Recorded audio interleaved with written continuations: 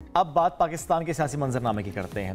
वफाकी हुकूमत ने सुप्रीम कोर्ट के जजेस की तादाद 23 करने का फैसला कर लिया है और इस बिल का एक मसवदा तैयार हो चुका है। 1997 के एक्ट में तरमीम के जरिए सुप्रीम कोर्ट के जजेस की तादाद जो है बढ़ाई जाएगी। हुकूमती रुकन है बैरिस्टर दानियाल चौधरी साहब, उनके मुजव्वज़ा बिल के मंदरजात भी सामने आ चुके हैं। मसवदे के मुताबिक जजेस की तादाद में इजाफे से केसेस की बर वक्त समाअत और फैसलों को यकीनी बनाया जा सकेगा। कानून साजी आइंदा हफ्ते किए जाने का इम्कान है। नून लीग के रुकन असम्बली बैरिस्टर दानियाल चौधरी मसवदा कौमी असम्बली में पेश करेंगे। अच्छा, दूसरी जानिब PTI की जानिब से मुतालबा किया जा रहा है कि जस्टिस मंसूर अली शाह का बतौर चीफ जस्टिस नोटिफिकेशन जारी किया जाए। हम PTI की KP में अख्तलाफात वो भी खुलकर सामने आ चुके हैं। KP काबीना में हम देख रहे हैं दो बदल सामने आई है, कुछ और ओहदे हैं जिसमें हम तब्दीलियां देख रहे हैं। तो इस सारी सूरत हाल पर आज हम स्पेशली PTI इस वक्त क्या सोच रही है, क्या राय रखती है मौजूदा हालात में, उस पर हम बात करेंगे। सभी वफाकी वजीर फवाद चौधरी साहब हमारे साथ मौजूद हैं। फवाद साहब, बहुत शुक्रिया आपने वक्त दिया। फवाद साहब, सबसे पहले मैं जलसे से मुतालिक कमेंट लूंगा आपसे, चूंकि 22 अगस्त को जलसा होना था, मुलतवी हुआ, फिर डेट आई 8 सितंबर। भरपूर तैयारियां हैं इस जलसे की, कोई रुकावट तो नजर नहीं आ रही आपको? हाँ, अभी तो मुझे लग रहा है कि 8 सितंबर को तैयारियां मुकम्मल हैं, जलसा होगा और कुछ मीटिंग्स जो हुई हैं उनको रोका भी नहीं गया। तो इससे लगता यही है कि शायद हुकूमत लिहाज करेगी और इस दफ़ा PTI को जलसा करने देगी। ये एक खुशाइन बात होगी। मेरा ख्याल है जलसा करने दें, कोई फ़र्क नहीं पड़ता। लोग आएंगे, जलसा अटेंड करेंगे, वापस चले जाएंगे, इसमें कौन सी ऐसी बात है। सो पॉलिटिक्स और पॉलिटिकल एक्टिविटीज़ जो हैं उनके ऊपर पाबंदी लगाने से तो नहीं मसले हल होते। तो मेरा ख्याल यही है कि हुकूमत को इस पे अपनी पॉलिसी रिव्यू करनी पड़ेगी, तरीके इंसाफ को पॉलिटिकल स्पेस देनी पड़ेगी, क्योंकि ज़ाहिर है 2/3 अवाम जिसके साथ खड़ी है, 4 करोड़ वोट लिया है इमरान खान ने, अब कैसे उनको बाहर कर सकते हैं? तो ये उनको बाहर करने की सोच से बाहर निकले। ठीक है, आपके मुताबिक ये है कि स्पेस देनी चाहिए सो दैट वो अपना जलसा कर सके। उनका हक है, वो उनको देना चाहिए आपके मुताबिक। अच्छा, अब खैबर पख्तूनख्वा की काबीना की बात की जाए, उसमें काफ़ी चेंजेस की गई हैं और ये भी कहा जा रहा है कि अब मज़ीद तब्दीलियाँ वो भी मुतवक्को हैं। अब इख्तलाफात की वजह आपको क्या नज़र आ रही है? देखिए, मसला ये है कि जो चीफ मिनिस्टर होता है ना, उसके पाकिस्तान में प्रॉब्लम ये है कि हमने कोई डेमोक्रेटिक वो निज़ाम तो बनाया नहीं हुआ। सो 18वीं आईनी तरमीम के बाद सारा पैसा चला गया चीफ मिनिस्टर के पास। चीफ मिनिस्टर आगे प्रोविंशियल फाइनेंस अवार्ड करते ही नहीं है। जो रूल्स ऑफ बिजनेस हैं उनमें फेडरल मिनिस्टर जो है वो ताकतवर है, प्रोविंशियल मिनिस्टर जो है उसके पास तो कुछ है ही नहीं। और जो 2-4 वजीर चीफ मिनिस्टर के करीब होते हैं उनको बस वो चीफ मिनिस्टर पूछ लेता है, बाकियों को तो पूछता ही नहीं है। उसकी वजह से ये जो क्रिब है मिनिस्टर्स की और MPs की अगेंस्ट चीफ मिनिस्टर, वो सारे सूबों में ही है। KP ज़रा ज़्यादा डिस्कस होता है, तो वहाँ पे भी ये मसला जो है वो है। और इमरान खान के ज़ाहिर ना होने का भी एक बहुत बड़ा डिसएडवांटेज है खैबर पख्तूनख्वा में। लेकिन ओवरऑल पार्टी जो है ना जी, वो तो इमरान खान के साथ जुड़ी हुई है। वो कोई अली अमीन या आतिफ या किसी और के साथ तो उसका पार्टी उस तरह से है नहीं ना जी। तो वो तो इमरान खान के साथ जुड़ी हुई है। अच्छा, ये तो हो गई PTI की बात। अब थोड़ी सियासी कशीदगी पर कमेंट दीजिएगा। इसको कम करने के लिए अगर इन हालात में शहबाज शरीफ साहब वज़ीर-ए-आज़म पाकिस्तान एक ऑफर करते हैं PTI को कि लेट्स सिट लेट्स टॉक, क्या PTI तैयार होगी, बातचीत करेगी? PTI को बिल्कुल बातचीत करनी चाहिए और कोई रास्ता ही नहीं ना। देखें ना, आप कोई बंदूकें उठा के पहाड़ों पे तो नहीं चढ़ सकते। आप तो पॉलिटिक्स कर रहे हैं, हम तो पॉलिटिशियन हैं। स्पेस मिलेगी तो पॉलिटिक्स होगी ना। तो जाहिर है कि आपने बातचीत करनी है और इसको जो आगे आपने लाना है वो इस तरह से ही इसको आगे बढ़ाने की ज़रूरत है कि कैसे हम पाकिस्तान में एक दूसरे को स्पेस दे सकते हैं, कैसे एक दूसरे का पॉइंट ऑफ व्यू अकोमोडेट कर सकते हैं और उसके मुताबिक फिर आगे चलने की। ठीक है, ज़ाहिर बातचीत करेंगे तो मामलात आगे बढ़ेंगे, बातचीत नहीं करेंगे तो बात कैसे होगी, मामलात डिस्कस कैसे होंगे, उनका हल किस तरह से निकलेगा।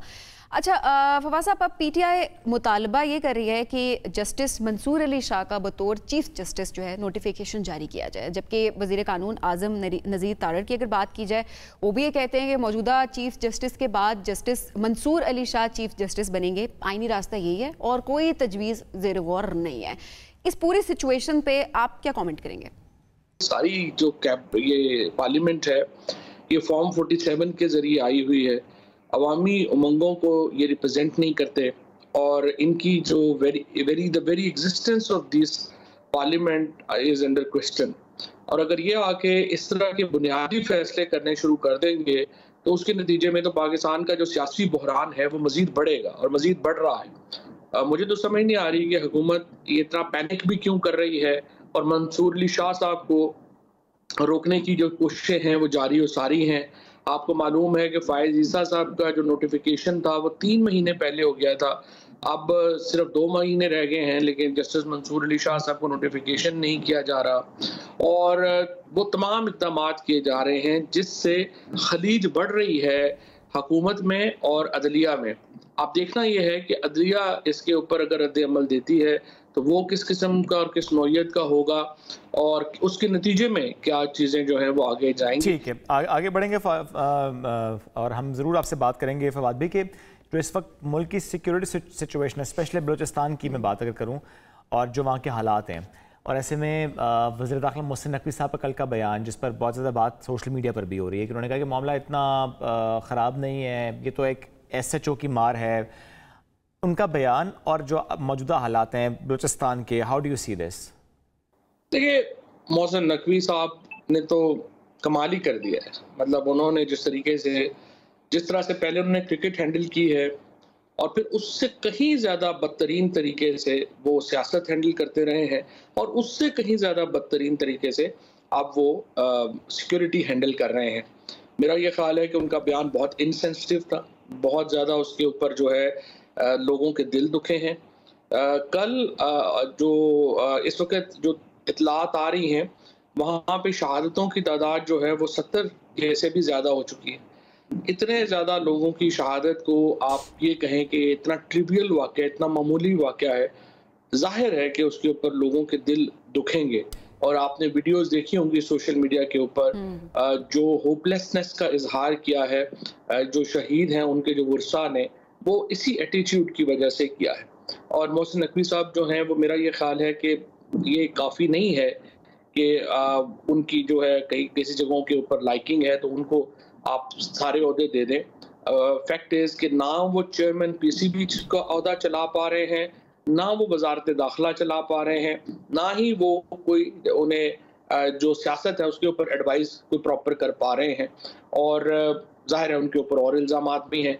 सो इससे मुझे लगता है कि बहुत नुकसान उन्हें हुकूमत को पहुंचा रहे हैं, एस्टैब्लिशमेंट को भी बहुत नुकसान पहुंचा रहे हैं, हुकूमत को भी बहुत नुकसान पहुंचा रहे हैं।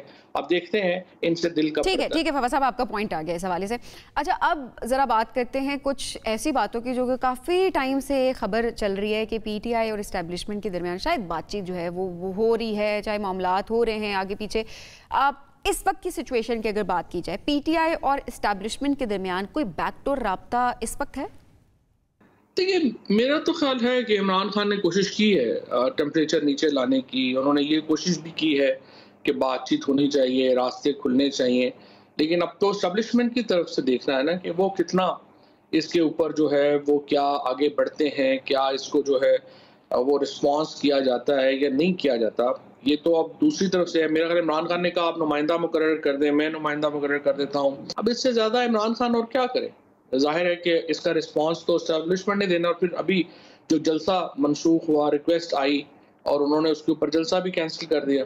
अब इसके बाद जाहिर है कि एस्टैब्लिशमेंट का और हुकूमत का ये फ़र्ज बनता है कि वो एक कदम आगे बढ़े और इमरान खान को देखें ना, आपने 2 साल तो कोशिश कर ली है माइनस करने की, क्या क्या नहीं कर लिया। अब अगर वो अभी अवाम जो है अगर उसके साथ खड़े हैं और वो पाकिस्तान की सबसे बड़ी पॉलिटिकल रियलिटी है तो आपको इंक्लूड करना पड़ेगा ना सोल्यूशन में, तो आप सोल्यूशन में इंक्लूड करें। सही, फवाद साहब बहुत शुक्रिया।